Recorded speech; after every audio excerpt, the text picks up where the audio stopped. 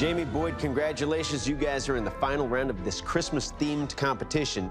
Now, we're sending you back to your home forges to recreate this iconic weapon from history. The 1796 British Light Cavalry Sabre. The 1796 English light cavalry sword was first used by British dragoons in the Napoleonic Wars. Unlike the subtly bowed French cavalry sabers of the era, the English version had a deep curve whose width increased as it reached the tip. Although this design weakened the blade's thrusting capabilities, it made every slash heavier and more brutal. Designed to inflict maximum damage during large melees on the battlefield, the saber had the ability to remove heads and limbs with a single stroke. The light cavalry sword is the weapon of the traditional wooden Christmas nutcracker and can be seen at the iconic soldier's side in the latest film adaptation of the Tchaikovsky Nutcracker Ballet, The Nutcracker in the Four Realms. You'll have 4 days at your home forges in which to complete this challenge. At the end of those 4 days, you'll return and present your swords to our panel of expert judges.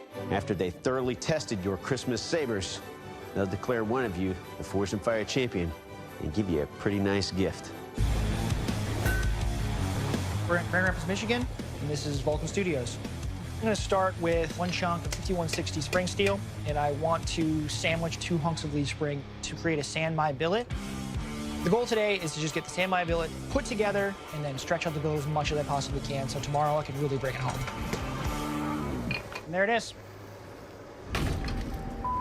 I officially burned my billet into 2 pieces, and I am definitely falling behind on the clock. I have to make a whole new billet.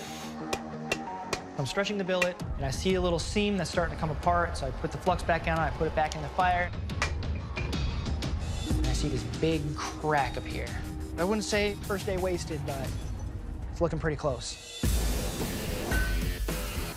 I'm happy to be back home here in northern New Mexico for Christmas. My overall plan right now is I'm doing a Damascus blade out of W2 and 15N20. I start drawing out my billet. Everything on the power hammer is working excellent. So with the time I have left, I'm gonna get it cut, stacked, and I'll weld it up tomorrow. I started my day off with 70% of yesterday's billet. 3rd time's a charm. Just decided to take more leaf spring, put it on the outside of the billet to add a little bit more beef, and keep going with the sandmai. I want to stick. For whatever reason, I could not get the metals to fuse. My small failures are compounding into catastrophes. It's do or die time. I have to start over again. I go in my junk pile and I find a nice 2-inch bar of tool steel.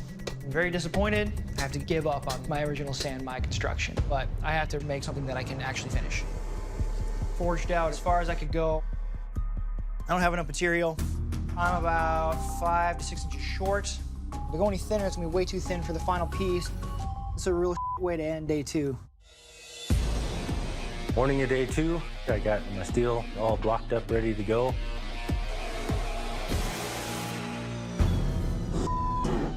I think I see cracks. Now last one cracked all the way down to about the center of that billet. There's no recovering from that. They're just junk. I have to start plan B. We're starting over. We're gonna go mono steel with the 5160. The plus side is my bar is drawn out a lot further than it was. I've lost half my day messing around with this Damascus, not to mention yesterday. We're just gonna go all out and move as fast as we can, see if we can catch up. I was expecting to have a quenched sword blade by the end of yesterday. I don't even have the sword blade yet. My emergency plan is I'm taking 2 pieces of mild steel and making a sandmai billet on the tang end of my carbon steel billet in order to be able to draw it out long enough. Man. I cannot believe this thing just cracked on me. I've used the technique before and it works, but I'm running out of time. I can't just mess around with something that's not gonna work. So I abandon it and I just grab a leaf spring. Pressure's really on. But I'm gonna finish. I'm either gonna turn something in that I can be proud of or I'm not showing up, and I'm showing up. I'm gonna finish the blade and I'm gonna go there and show them what I'm made of. Mama didn't raise no quitter.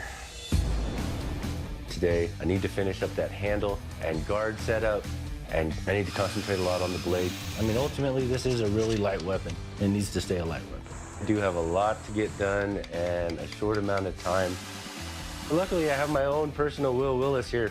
So at some point today, I will get a countdown and let me know when all of this is done. 5, 4, 3, 2, 1.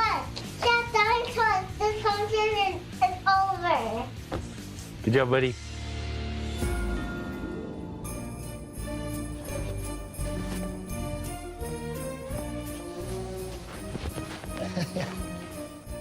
All right. What lies ahead are 3 tests. There will be a strength test, a sharpness test, and up first, Doug is going to carve the roast beast. Doug? Bladesmiths, welcome to the kill test. Keeping with this Christmas theme, I'm going to take your weapons and deliver some slashes and chops on this Christmas ham. Jamie, you're up first. You ready for this? Let's do it.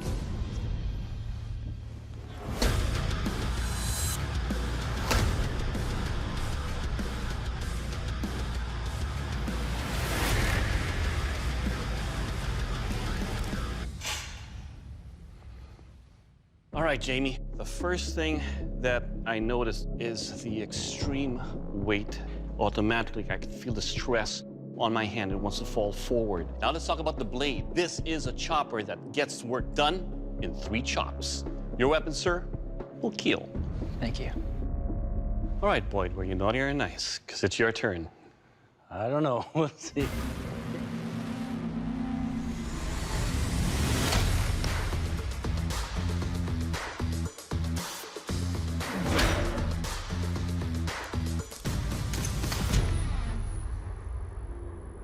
This proves that a light, sharp blade is just as deadly as a heavier sword. Overall, sir, your nutcracker saber will kill. Thanks. All right, gentlemen, it's time for the strength test. Now, to test the strength of your sabers, I will be chopping into this ice block. Jamie, you're up first. You ready? I am.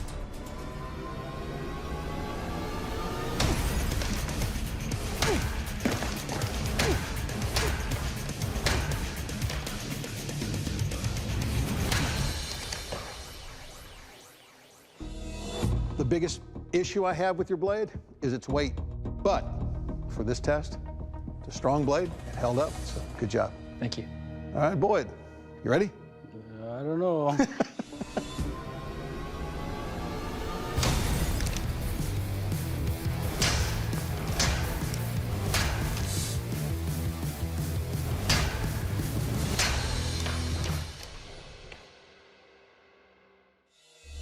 Your blade's still sharp. It still has a perfect edge. Didn't take any damage that way.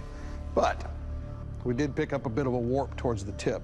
I mean, it's definitely an issue. It's not so far out that it wouldn't cut. Everything else is still tight and together. Good job. Yes, sir. All right, bladesmiths, now it's time to find out if there's any edge left in your weapon. This is the sharpness test, the Christmas tree trim. To find out how sharp your edges are, I will trim this tree in the Marcaida family Christmas tree tradition. Jamie, you're up first. Are you ready for this? Trim away.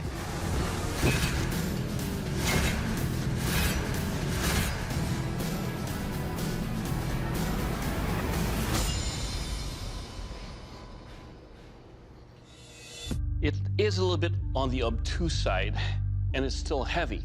But on every stroke, I'm able to trim this tree. Overall, sir, it will cut. Thank you. All right, Boyd, it's your turn. Are you ready to do some Christmas tree trimming? You bet.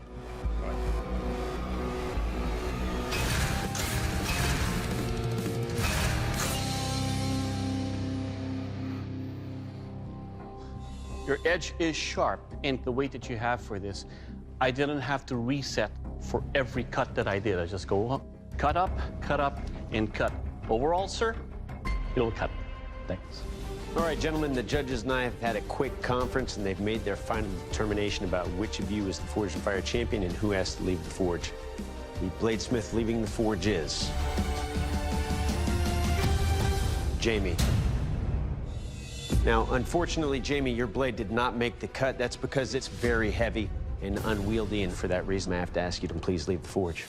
Boyd, congratulations. You are the Forged and Fire champion, and that is a title that comes with a check for $10,000. Merry Christmas, my friend. Got anything to say to the world? Merry Christmas. All right, my friend, come on over and shake our hand. I'm really happy the way that the sword turned out. I was a little nervous when I saw it take that bend, but I couldn't ask for a better performance out of it. $10,000 is a great Christmas gift to me. Yeah, it's going to be exciting. My son will be off the wall probably for the next month and a half.